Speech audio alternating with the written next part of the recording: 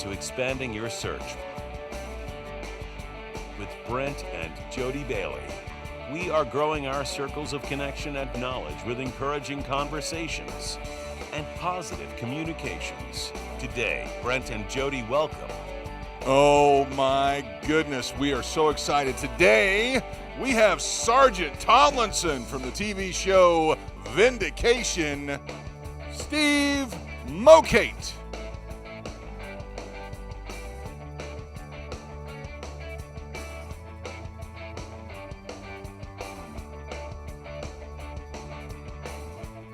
And now, here are your hosts, Brent and Jody Bailey. Hey everybody, welcome to Expanding Your Search and Stopping for Directions. It's Wednesday.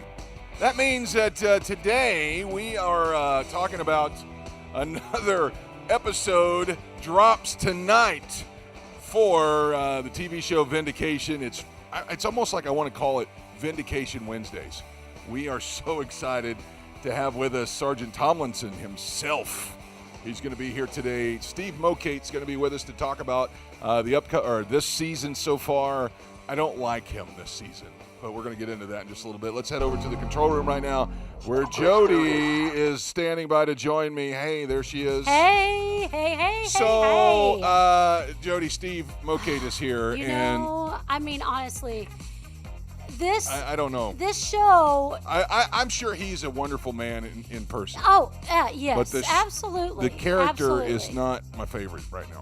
No, he isn't. But you know what?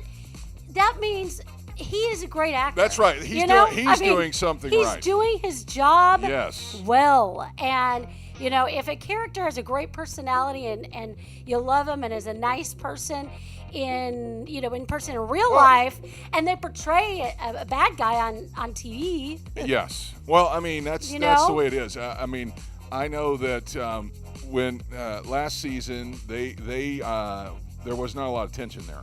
This season, the things that have happened, we don't want to give anything away, but the things that have happened so far between Detective Travis and Sergeant Tomlinson is not a pretty situation. No, it really isn't a pretty situation.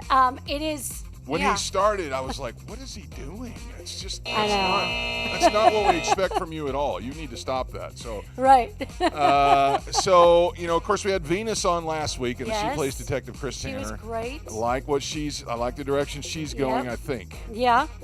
You think? Wrong. You're not 100%. Up to this week, some stuff happened last week on last week's episode, not of our show, but their show, and I screamed at the TV. I was like, what?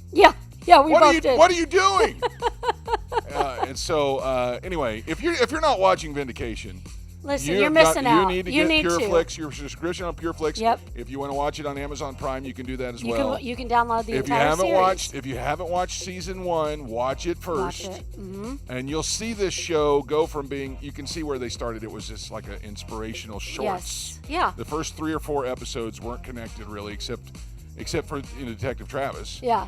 And then it has turned into a series, and you could tell that it was getting better as it went along. Season 2 really ratchets it up. So we highly recommend the show Vindication. Go check it out. We do. We feel like we're friends now with all of them. Right? Wow. And, Jared O'Flaherty and I feel like we're all friends. Did you see that they had some kind of awards show or something this week? I think something this way. And Venus was at it. It was something called Content 21. I think it was an awards banquet type of thing. That's cool. That's very cool. Anyway, and so she said PureFlix, she put it up there. PureFlix has made Vindication their cover photo on Facebook.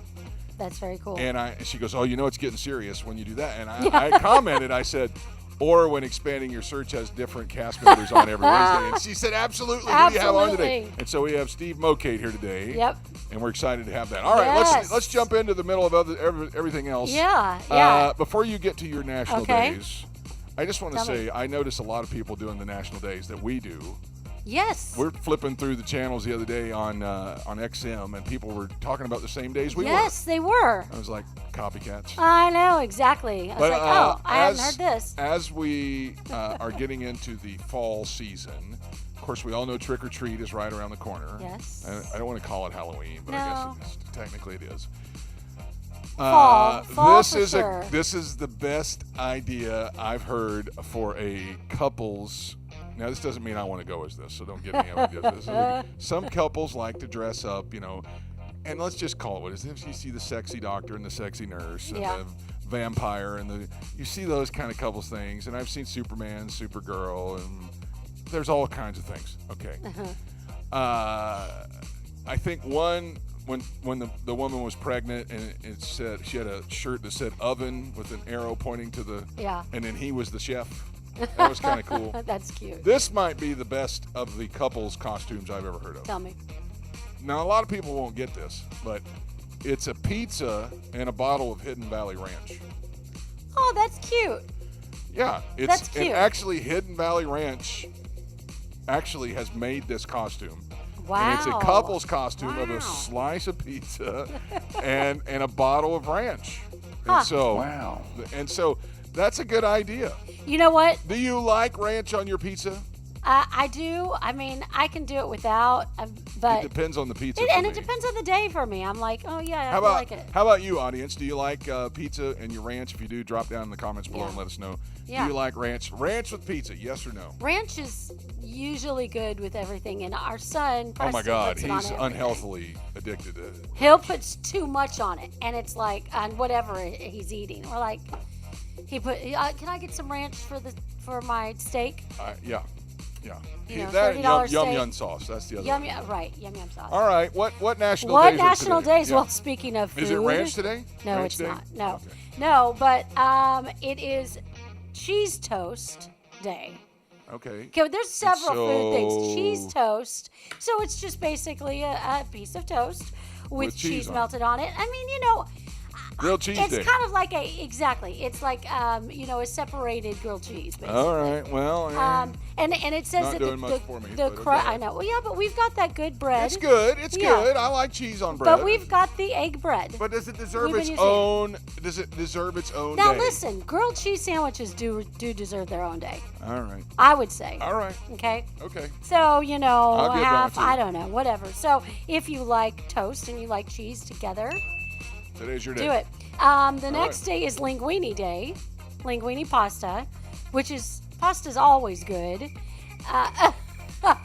you think linguine's boring? I mean linguine. I'm just Yeah. Okay. So there's a lot of things, and then double cheeseburger day. Okay, you're getting better. Yeah, double cheeseburger. Now, where would those you of us say, who do low carb, it's just the patty and the cheese. just the patty, and all no the meat. bread, Yeah. no bread. Where's your favorite double cheeseburger? Where do you get it? Come on.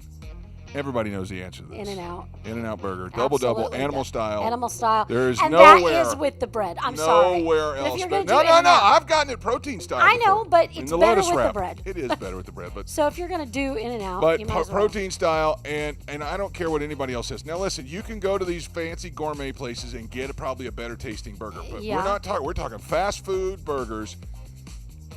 In-N-Out. Period. You know what? I would beg to differ. There's I not mean, one of these one stand places. It's a fast food place and where it's real fried. one place. There's only one place in the world you can get. Okay, I'm talking about fast food chains. Yeah. There is no place better than In-N-Out. In-N-Out. No.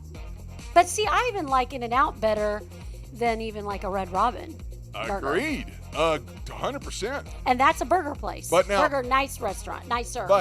But there are some places that you can go, where the burgers, it's a sit down, like some of these places that make Kobe beef burgers and stuff like that. That's a different story, Yeah, but whole nother it ball just depends game. on what you put on it. I mean, again, I personally think In-N-Out is as good as is it the gets. top. Yeah. So okay, let's move on. All right, go ahead. We also have Felt Hat Day. Ooh. A felt hat. Is that felt? Yeah, It is now. it is now. It's a stylish. They say it's a stylish head protection, and I remember my grandma wearing felt hats a lot. I know. Well, technically, aren't all fedoras and everything made out of felt, and they're just shaped? I think so. Yeah, they're shaped perhaps. differently. But I mean, like my grandma would have like it was almost like a bowl. Yep. And kind of come out. I mean, yeah. Sometimes they had a little veil. That and hung my down. mom would do that. Yep. Yeah, exactly. Yep. So yeah, today's Felt Hat Day. I mean, sorry we don't have any on our head to kind of display. So yeah, I do want to move on. All right. It is also Tackle Kids Cancer Day. Yes. And you say, well, maybe you say, what does that mean? What do I need to do? And today would be really a reminder, because it shouldn't be just one day that we recognize it. Today would be a day that you really make a decision and a commitment to give into bring awareness the awareness, support, the research, help, yes. the research for eliminating childhood cancer. Yeah. I mean, absolutely. And doing whatever you can, thanking the nurses that work with these children, work with the families, thanking the families for being strong. Make a donation to your local children's hospital. Yes. So it's a very important one. It is. So, yeah. And then today is also Greenpeace Day. Greenpeace. Now, you know what that is? That's the organization that's about the environment. Environment, yes. It's a form of activism. Yes. Peace. They really say peaceful protesting. Yes.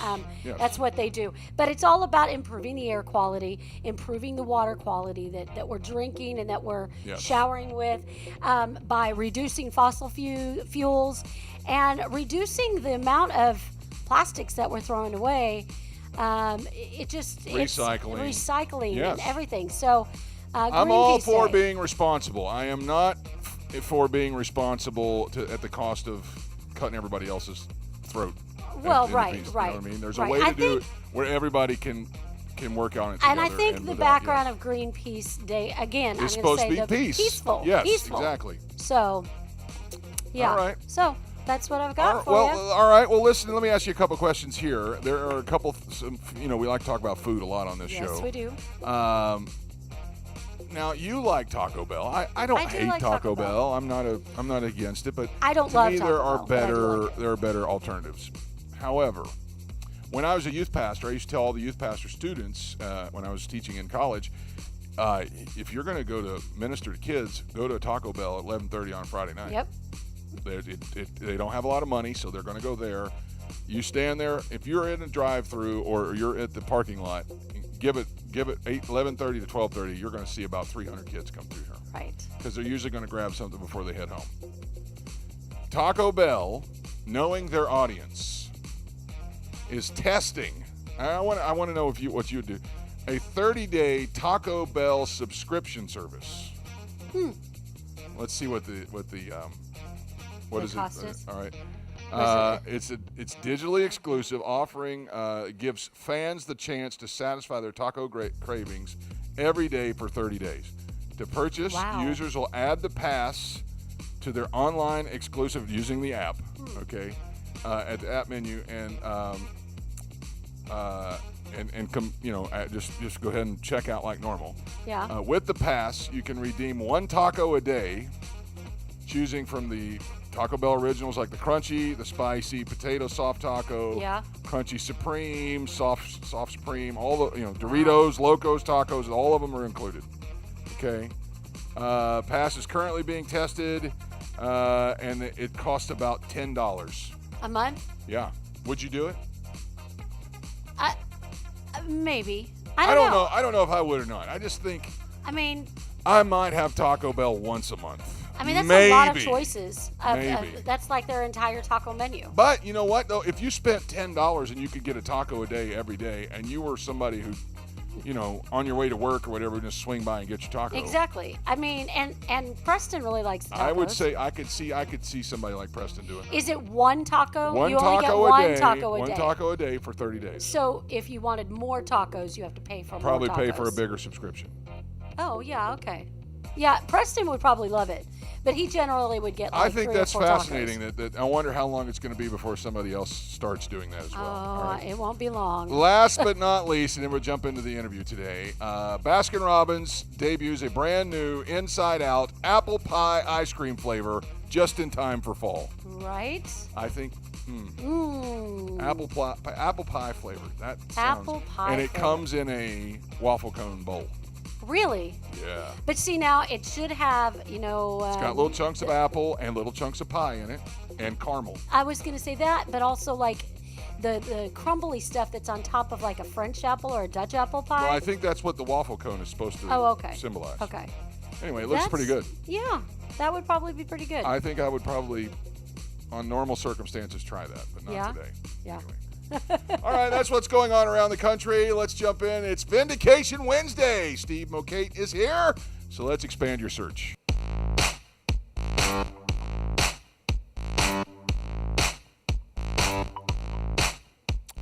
My guest today is actor Steve Mokate. He grew up in Clearwater, Florida, went to college in Iowa. That's a good thing we need to talk about right there. But he's been living in Dallas, Texas for the last 37 years.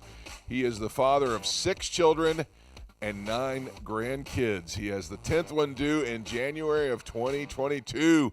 Such exciting news for him. He didn't start his acting career until the age of 45. He has been seen in shows such as The Purge, Better Call Saul, great show, and The Night Shift, as well as many others. He currently plays Sergeant Bill Tomlinson on the crime drama series that we've been just jumping on board like crazy as of late, Vindication, and I'm so excited to have him on the program today. Please welcome Steve Mokate. Steve, how are you? So good to have you here today. I'm doing great. Thanks for having me on. I really appreciate it. First of all, before we jump into Vindication, which I could spend an hour talking about it, we love the show. Let's talk a little bit about you.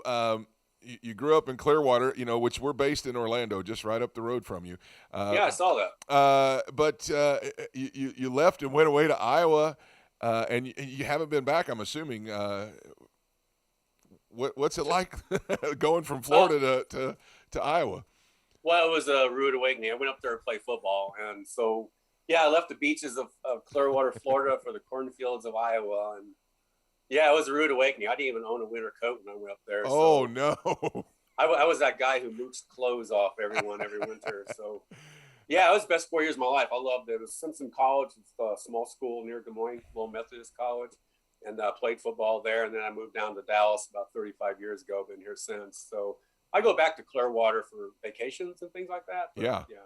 I'm here. My roots are here now. I get grandkids all over the place, and kids everywhere. So that's awesome, and congratulations on number 10 showing up, coming up in January. That's awesome.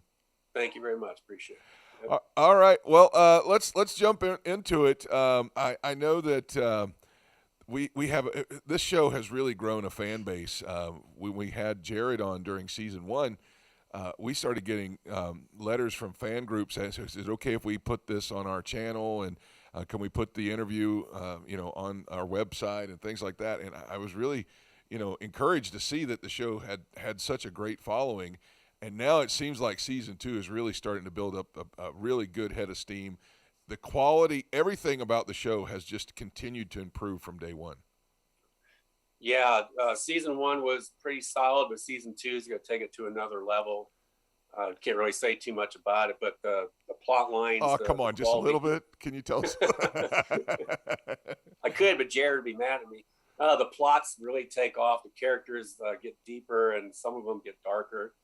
And we added a few cast members in that really have taken it all to another level. So, if you like season 1, season 2 is going to blow you away. Well, let's talk about your character on there. You play Sergeant Tomlinson, or Bill Tomlinson. You're kind of the boss, right. And I enjoyed you in the first season. So far in season 3, and we watch it on PureFlix, so we're only 3 episodes in. I'm not crazy about you this season. Yeah, it's really hard because, like I said, I can't tell too much. But if you don't like me now, you're really going to hate me later on. Oh, no. Yeah. Well, tell us a little bit. Tell us a little bit about him. Bill is every actor does a backstory for their character, and my backstory is he was a Marine for 20 years, been through a couple bad divorces, probably drinks a little bit too much, and he's a nice guy underneath it all, but at work he comes across as this gruff, menacing, and potentially bad guy, and that's my backstory for him. And it kind of works out with the character as we get into season 2, because he does become a little bit more of an antagonist, and every show needs an antagonist, and I'm definitely that guy in season 2. Well, I know that in season 1, and I believe you were in it from the beginning. Weren't you one of the guys in the other room in the first episode? No, I started episode 3, I think, season 1. Venus, Monique, and I came in at the same time. Her character came in at the same time as me. All right. It's either 3 or 4. Okay, so I kind of always, viewed you as, the typical kind of supervising officer there at the station, but you seem to have the right things to say at the right time. Now, again, we don't want to give away everything here, but the first 3 episodes have been out for a couple of weeks now. There's been a kind of is it a time jump? I guess that's probably the right way to say it. We kind of advance forward. We don't pick up right where we left off immediately. And Detective Travis is now a sergeant of his own, has his own precinct. Right. Is that going to play into some of this, what's going on, or is there other things that you can't talk about? Yeah, I think it's a 2-year jump in time, if I remember right. But yeah, Travis and I have split. He has his own precinct. The character Chris stays with me. So Travis is off on his own in precinct 2 with a bunch of, second tier type detectives and things like that. I think you saw that in episodes that have already aired. Yeah. So yeah, the friction between us becomes a little bit more intense. The rivalry becomes more intense because now he's in a competing precinct and we're kind of fighting for cases and prestige and all that kind of stuff. Yeah. The second tier, that's a good way to put it. I was going to say they were very cartoon character type guys. Right. All right. So on a show like this, obviously it is a faith-based show.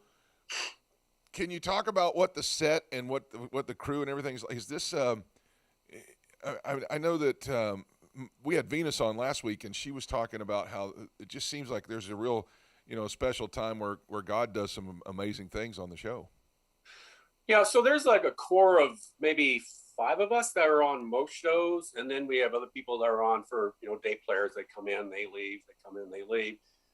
But I've been doing this for 15 years. I can honestly say I've never been on a set anywhere that was as enjoyable as this. I consider everybody on Vindication to be my friends off set.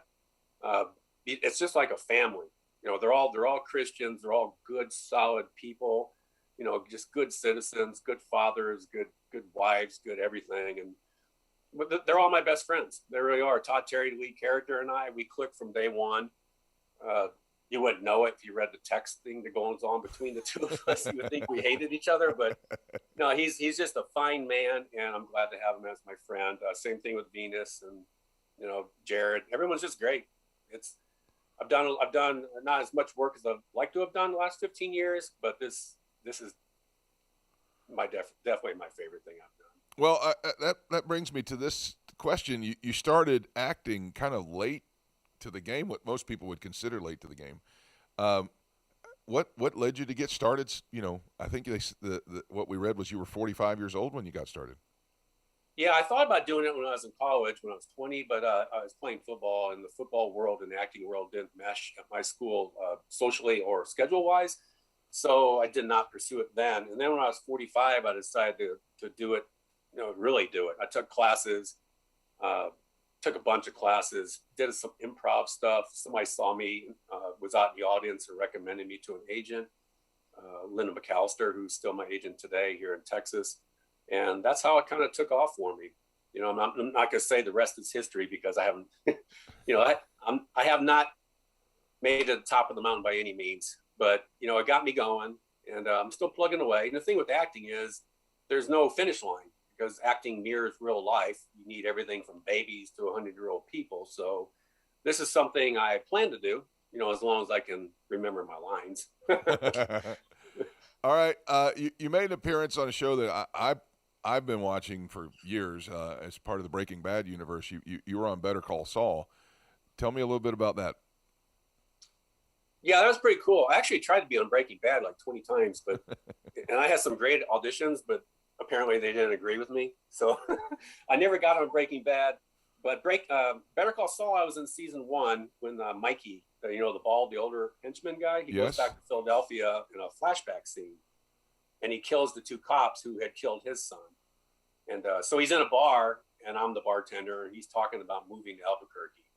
So like I said, it's a flashback. So Yeah, it was a really cool episode, and he actually got nominated for an Emmy because of that episode. Yeah. And, obviously it's mostly due to my acting skills. I was going to say it's the supporting cast that makes the rest of them so good, right? So yeah, he couldn't have done it without me. That's cool. What's it been like with COVID and everything during this time? Has it affected the acting, your career and the sets and things like that? How's it been? Oh, it's hit me twice. I was in a movie in Oklahoma called Reagan. It's about Ronald Reagan. Dennis Quaid is playing Reagan. And I was quarantined at a Hampton Inn in Guthrie, Oklahoma for 5 days. Wasn't allowed to leave for anything. And then the night before I was supposed to shoot, 9 people got COVID. And they sent everybody home. Oh, no. 200 cast and crew got sent home. Yeah, it was a major deal. In fact, the person that gave me my COVID test was one of the people who had COVID. So they were worried about me, but I didn't catch it. So, yeah, they shut that down. That was last October.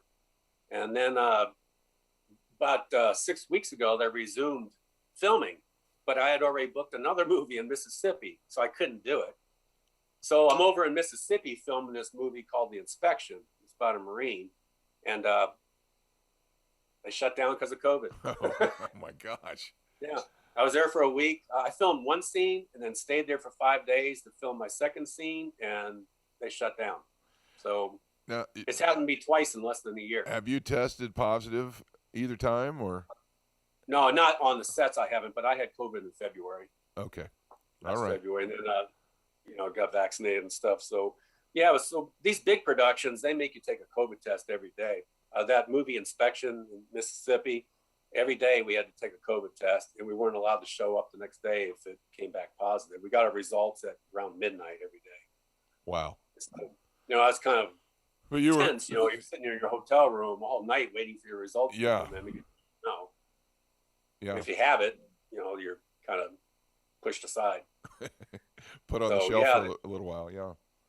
Yeah, but they're going to resume probably in November or so. It wasn't just COVID with that movie. Also, there was a lot of heat. The heat was incredible in Mississippi, so a lot of people were getting heat stroke. Oh my gosh. Because it's about Marines, so they're Marines in boot camp wearing their fatigues and everything. It was like 100 degrees, and cast members were dropping left and right, from what I understand. All my scenes are indoors, where it was like 72 degrees. So if I pass out at 72 degrees, we have issues. Yeah, I mean, there's a whole nother can of worms we're opening there if you're passing out at 72 degrees. Yeah. All right. So, as somebody who got into acting, what many would consider late, what advice would you give somebody that's wanting to get into it, now or whenever? What would you say if you were a coach? Yeah, right. At any age, like I said before. But I give talks at my college up in Iowa to the drama department and some other people. What I usually say is just take a ton of classes. You have to be really prepared. Take a lot of classes, read a lot of books, and not just books on, in fact, over my shoulder here, I have a bunch of books up there. Even now, I still read books about acting. But it's not just about the techniques of acting. It's about the business side and just the technical side, where to stand on a set, how to act on a set. There's a lot of little things that go into it. But education is huge. Self-educate, but also take classes with professional teachers. That's my main advice. But also I tell, especially young people, it's okay to go for your dream, and you should, but you need to have a job. I'm not going to call it a backup plan, but just have a job that brings in some money so that you can continue pursuing your dream, because the odds are slim. That's just a sad fact of life. It's hard to make a living as an actor, purely as an actor. So I don't know the percentages. I'm just throwing out a number, but I'll bet 95% of actors have a job, either a part-time job or a full-time job with flexible hours. Because that way you can do it forever. Like I work for a Japanese food company, and they know I do this, and they're pretty cool with it. And it's very flexible. I use vacation days. I use comp days. I work around my regular job all the time. And like I said, they're fine with it. And, I have the best situation ever, because my territory with my real job is the West, which is where most of my work has been. So, I can go to LA or New Mexico or whatever and do some acting stuff for a couple of days, and then do my real job, the rest of the days. But yeah, that's my main advice, is to have some money coming in. If you don't have money coming in, you're gonna give up. The failure rate's high. I've had tons of friends move to LA and, thinking they were going to be the next whatever Brad Pitt, and then they come back because they ran out of money. They got tired of sleeping on friends' couches and eating tuna every day or whatever. Yeah. That's why when you go to LA, a lot, every restaurant you go into, they're all the servers are actors because of the flexible hours that it offers them. So yeah, that's my get educated and have a flexible job. All right. And you can probably do this for the rest of your life if you want to. Like I said, the failure rate's huge. A lot of people can't deal with the rejection. It is hard. It was hard in the beginning for me, but now when I leave an audition now, I don't even think about it anymore. Do you feel like some of that is maybe because of you're mature and in age a little bit, that you can kind of roll with these punches instead of pinning your hopes onto one audition? Yeah, probably. In the beginning, I took it really personal. Like I would do an audition, leave the room, being all cocky, and I call my wife and say, "Oh, I nailed it. I got it." You never hear from. That's the thing about this business. You never hear no. You just don't hear from them. You rarely hear no. It's just one day, a few months later, you're watching, Breaking Bad, and there's that guy saying the lines that you did in your audition. he stole it from me. Yeah. At your real job or your everyday job, do you get recognized? Do you ever have somebody come up and say, "Hey, aren't you so and so?" No, not on the job. I haven't. I've been recognized in just regular life, but I've never walked into like a grocery buyer's office and they saw me in some show the night before. That has never happened to me. But I've been recognized, just at restaurants and bars and stuff. Not too much. It's usually a situation where if they had just watched that show the night before. Well, funny thing happened. I went to my agent's house in Mississippi when I was over there filming. I went to her house and her husband was out in the garage watching TV. He was watching a movie called The Hunt, which I was in. And he didn't know I was coming over, and he didn't know that I was in that movie. So I'm standing in the kitchen. He walks in. He had just seen me in the other room getting killed in this movie called The Hunt. He looks at me, and it was like, it blew him away. He didn't know I was coming over. He didn't even know who I was, but there I was in his kitchen when I was just in his garage on the TV. So that kind of stuff happens every now and then. That's got to be really cool. Not too much. I'm not at that level where I have to worry about going to the public with a wig and glasses. Nothing like that. Well, Steve, listen, we're so excited about season 2. We're enjoying it so far. I don't know that I'm crazy about the direction that Sergeant Tomlinson's going in. However, I think what you're doing is necessary for the tension in the show to make it continue. We love what you guys are doing. We love everything about the show. Thank you so much for your time and for coming on and sharing with us today. And best of luck in the future. Oh, thank you. It was really a pleasure to be here. I really, really, really enjoyed it. Thank you very much. Best of luck, and hopefully, I'm hoping that we're going to have some kind of redeeming moment before the end of the season. So, tell you this: when we watched all 10 episodes there today, we got done. My wife slowly looked over at me and she said she wanted a divorce. Oh no! Yeah. All right. Well, I'm assuming she's kidding. Well, hopefully that leaves room for season 3 and maybe a redemption arc for you. So we'll see. That's right. We'll see. Have a great rest of your day. That's Steve Mokate of the crime drama series Vindication, one of our favorites. All right, let's stop for directions.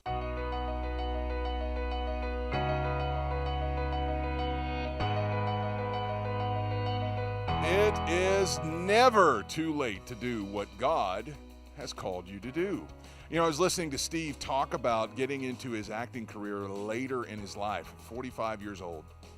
And it spurred this reminder, this thought in my mind and my heart. The time is never too late. God doesn't use time the same way that we do. In fact, he created it, so he exists outside of it. I was thinking about how God used Abraham and Sarah to become parents at age 90 and 100. Think about that. How would you like to be a 90-year-old woman birthing a child for the first time? It's almost like a fairy tale. It's like it's too good to be true. There's no way something like that could happen. Well, there's another story in the Bible where the children of Israel were out fighting, and the Lord caused the sun to stand still in the sky. What happened? God actually caused time to stand still so that the battle could be won by the army. What's the key to both of these extremely unusual stories becoming a reality? It's the simple fact that believing and obeying God's leading in your life. You may be sitting here watching us today thinking about something that God has asked you to do many years ago. It may seem like that ship has already sailed and it's too late. I'll never be able to do that. Well, I'm here to tell you that with God, all things are possible and that time is not gone. All it would take from you is to accept that call and start walking in some form of obedience. God has a plan still for you, and it's never too late. If he can roll back the clock for Sarah, if he can make time stand still for the armies of Israel, then God can restore the years that have been wasted back to you. He can put you on the path to achieving the dream that he gave you all of those years ago. That, my friend, is good news for all of us. That's going to wrap it up for our show today. Expanding Your Search is so pleased to be able to come to you every week. My sincere thanks to Steve Mokate, Sergeant Tomlinson himself. Check him out tonight as a new episode of Vindication drops on PureFlix. Thanks to Jody for another great show over there in the control room. Join us Friday as our guest will be author Ron Lewis. We'll be talking about his brand new book, Miracles in Manhattan. Until then, I hope we helped you expand your search. Have a great day, everybody.